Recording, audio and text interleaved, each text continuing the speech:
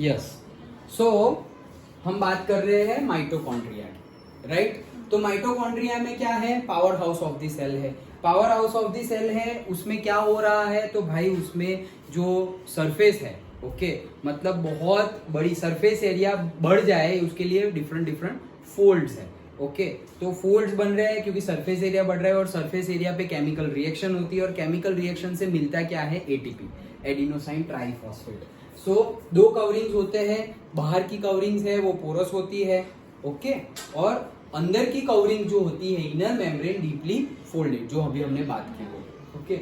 Now the energy required for various chemical activities needed for life is released by the mitochondria in the form of ATP molecules। ATP मतलब मैंने जो ना balls, okay, तो ATP molecules निकलेगी। तो हमारी body में different different activity के लिए भी डिफरेंट डिफरेंट मतलब अलग अलग जगह पर एनर्जी चाहिए।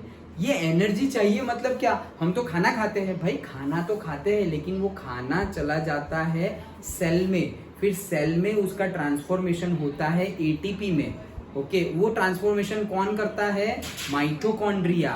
वो ट्रांसफॉर्मेशन हो गया, एटीपी मिल गया, ये एटीपी से हमें एनर्जी मिलती है। तो इनडायरेक्टली खाना खाया उससे मिल रही है, लेकिन खाने से डायरेक्ट एनर्जी नहीं मिल रही है। खाना गया, डाइजेस्ट हुआ, ब्रेकडाउन हुआ, सारे सेल में गया, सारे सेल में जाके कहाँ चला गया, माइटोकॉन्ड्रिया के पास चला गया, फिर माइटोकॉन्ड्रिया में एटीपी बने, एटीपी फिर निकले और फिर एटीपी से हमें एनर्जी मिली। अंडरस्टूड? आ रहा है समझ में? ओके, हाँ। So the energy required for various chemical activities वो हमने पढ़ा। Now ATP is also known as energy currency of the cell. Yes, energy currency बोलेंगे, जैसे कि भाई करेंसी के बगैर कुछ नहीं हो सकता, ओके, यस, करेक्ट, ओके, कि लाइफ है तो करेंसी तो चाहिए। मतलब जैसे हमारी यहाँ पे करेंसी क्या है, रुपीस। तो भाई हमें यहाँ पर कोई भी चीज खरीदनी हो, कोई भी चीज इंडिया में तुम्हें खरीदनी है तो रुपीस तो चाहिए, रुपीस के बगैर कुछ होने वाला नहीं है, ओके। वैसे ही फ्री में कुछ नहीं होगा, इन शॉर्ट।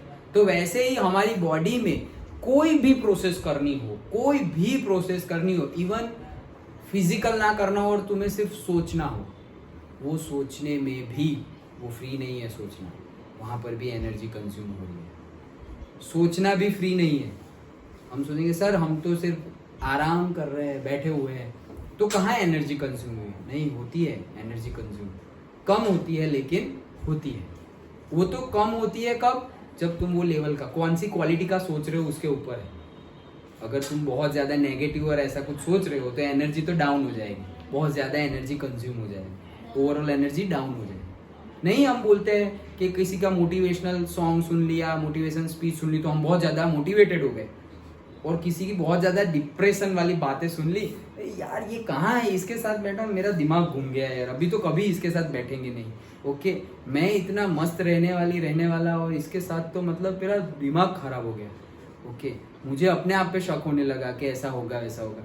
अब मुझे ऐसा कभी नहीं होता था, ये इसकी बात पता नहीं कहाँ से सुन ली। तो वो दो तरह के लोग होते हैं, कोई तुम्हें मोटिवेट कर देगा, कोई तुम्हें डीमोटिवेट कर देगा। वैसे ही यहाँ पर भी क्या है, हमें एनर्जी मिल रही है, तो करेंसी, ओके। तो करेंसी मतलब क्या, वो करेंसी दोगे, वैसे फ्री में कुछ होने वाला नहीं है, तो करेंसी होगी तो ही तुम कुछ कर पाओगे। वैसे ही यहाँ पर एटीपी हमारी क्या है, एनर्जी करेंसी है। मतलब एटीपी होगा तो कुछ होगा, वरना बॉडी में काम रुक जाएगा।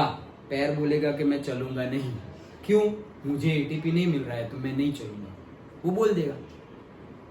जो पैरालिसिस होता है ना, उसमें यही होता है, पर्टिकुलर ऑर्गन बोलता है मैं काम नहीं करूंगा, क्यों, मुझे कुछ मिलेगा तो करूंगा, नहीं तो मैं नहीं करूंगा। तो क्या चाहिए तुझे, एटीपी, उसको एटीपी चाहिए, उसको एटीपी मिल नहीं रहा। तो हम खाना खा रहे हैं तो क्यों नहीं मिल रहा है उसको एटीपी, नहीं मिलेगा, क्यों, क्योंकि वो एटीपी कोई और ही ले जा रहा है, बॉडी में ही कोई और ऑर्गन ज्यादा कंज्यूम कर रहे हैं। समझ में आ रहा है? एक केस ये है कि ज्यादा कंज्यूम कर रहा है, दूसरा केस ये प्रोसेस ही नहीं हो रही है, मतलब माइटोकॉन्ड्रिया सही सही काम नहीं कर रहा है। सेल के अंदर जो सेल ऑर्गेनल है माइटोकॉन्ड्रिया, जो power house of the cell है, भाई पावर हाउस में ही पावर ना हो, अभी जीईबी में से ही कम पावर आ रहा है, तो इसीलिए एसी बंद में हम पढ़ रहे हैं। समझ में आया? पावर हाउस में ही पावर नहीं है, तो वहां से जो ले रहे होंगे उसके पास कहां से पावर होगा? अंडरस्टूड? समझ में आ रहा है? मतलब हम ऐसा समझो कि टंकी में, ऊपर टंकी में पानी भरा है और हम यूज कर रहे हैं, लेकिन टंकी में पानी हो गया तो यूज करोगे ना। तुम्हें वो यूज करने के लिए पहले तुम्हें टंकी में पानी भरना पड़ेगा। टंकी में ही पानी नहीं है और तुम बोल रहे हो नल में पानी नहीं आ रहा है, भाई कहां से आएगा? ऊपर ही नहीं है तो। Understood?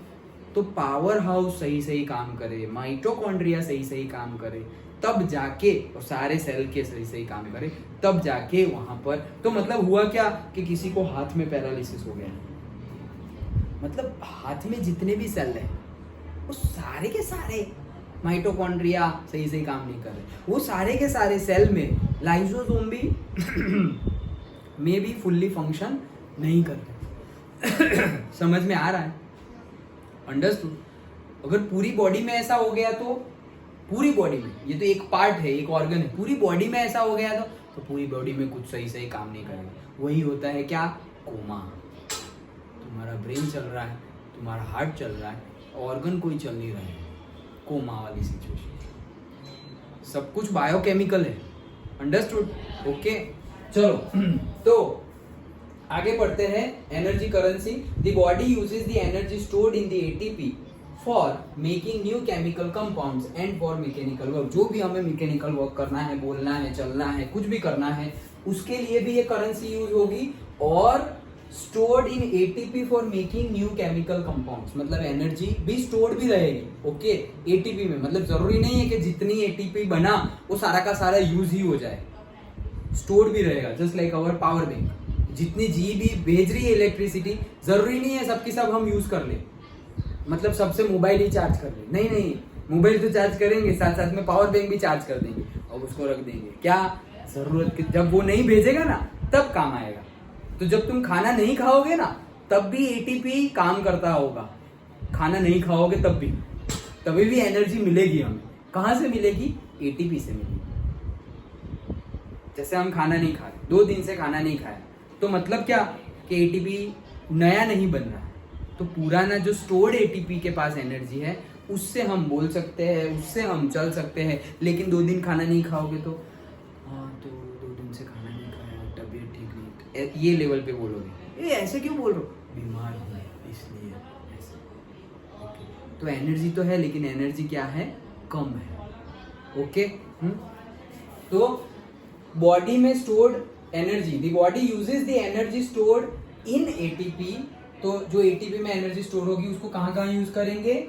Making new chemical compounds, नए केमिकल कंपाउंड्स बनाने हैं भाई। डिफरेंट सेल ऑर्गेनल्स में कितने टाइप ऑफ एंजाइम्स है, लाइसोसोम मारने के लिए यूज कर रहा है, कुछ नया बनाने के लिए यूज कर रहा है, ईआर में कुछ और होता है, प्रोटीन बनता है, फैट बनता है, लिपिड्स बनते, कितना कुछ है। तो सबके लिए डिफरेंट केमिकल चाहिए। जैसे भाई तुम्हारी सारी रेसिपी अलग अलग है तो उसके इंग्रेडिएंट्स भी अलग अलग ही चाहिए ना भाई, एक ही इंग्रेडिएंट से सब कुछ थोड़ी बन जाएगा। ओके, तो वो केमिकल्स के लिए हमें ये जो एटीपी में स्टोर्ड एनर्जी है वो हम यूज करेंगे। Mitochondria are strange organelles in the sense that they have their own DNA and ribosomes. तो भाई ऐसे स्ट्रेंज ऑर्गेनल्स है कि उनके पास खुद के डीएनए भी है और खुद के रिबोसोम्स भी है। रिबोसोम्स है तो मतलब क्या, वो क्या करेंगे? प्रोटीन बनाएंगे। तो ये लोग भी जब प्रोटीन बनाने की जरूरत हो और ईआर में से सही प्रोटीन बन के ना आ रहा और इनको जरूरत है, वो लोग अपना खुद का भी कर लेंगे। ओके, सो इसीलिए therefore mitochondria are able to make some of their own proteins, खुद का अलग से प्रोटीन भी बना सकते हैं। क्यों? क्योंकि उनके पास अपने ही रिबोसोम्स है, उनके पास अपने ही डीएनए भी है। तो जब सेल डिवीजन होगा तो उनके जैसे ही दूसरा सेल डिवीजन हुआ, मतलब एक सेल में से नए सेल बने, ओके 2 सेल बन गए, तो ये 2 सेल भी कैसे बनेंगे? इसके पहले वाले जो थे वो कैरेक्टरिस्टिक्स तो आएगी। क्यों? क्योंकि डीएनए भी जा रहा है। तो सेल के अंदर न्यूक्लियस है, उसके अंदर डीएनए है, वो तो जा ही रहा है, इसका भी खुद का डीएनए है। मतलब कि सेल तो वैसा ही बनेगा, न्यूक्लियस तो वैसा ही बनेगा, लेकिन उसके अंदर जो सेल ऑर्गेनल होगा और सेल ऑर्गेनल जो माइटोकॉन्ड्रिया होगा वो भी कॉपी पेस्ट जैसा ही होगा, मतलब कैरेक्टरिस्टिक्स उसके जैसी होगी। एग्जैक्ट कॉपी पेस्ट नहीं होगा, एग्जैक्ट डीएनए कॉपिंग पॉसिबल नहीं है, जिसको बोलते हैं क्लोनिंग। मेडिकल टर्मिनोलॉजी में क्या बोलते हैं, क्लोन। क्लोन मतलब क्या, एग्जैक्ट कॉपी, एग्जैक्ट ट्विंस। कभी एग्जैक्ट ट्विंस नहीं होते, बहुत कुछ डिफरेंट होता है। हम देखते नहीं, दूर से देखते हैं तो हमें लगता है अरे यार सेम जैसे ही लग रहे, नहीं, एग्जैक्ट सेम नहीं है। लेकिन एग्जैक्ट सेम किसे बोलते हैं, क्लोनिंग को। वो नेचुरली पॉसिबल नहीं है। क्यों, वो मैंने जैसे बताया ना 10th में समझेंगे। डीएनए वेरिएशन, जब भी डीएनए वेरिएशन होगा, हमेशा डीएनए वेरिएशन ही होगा जब सेल डिवाइड होता है तब, क्योंकि वो जरूरी है इवोल्यूशन के लिए और वो नेचुरल है। अंडरस्टूड? ओके, सो वो हमने देखा क्या, ये हमने देखा क्या, माइटोकॉन्ड्रिया। तो हमारा टॉपिक माइटोकॉन्ड्रिया समझ में आया? पक्का? श्योर? हमने 2 सेल ऑर्गेनल्स पढ़े, एक क्या, लाइसोसोम्स, और दूसरा माइटोकॉन्ड्रिया। डन? कितना टाइम है?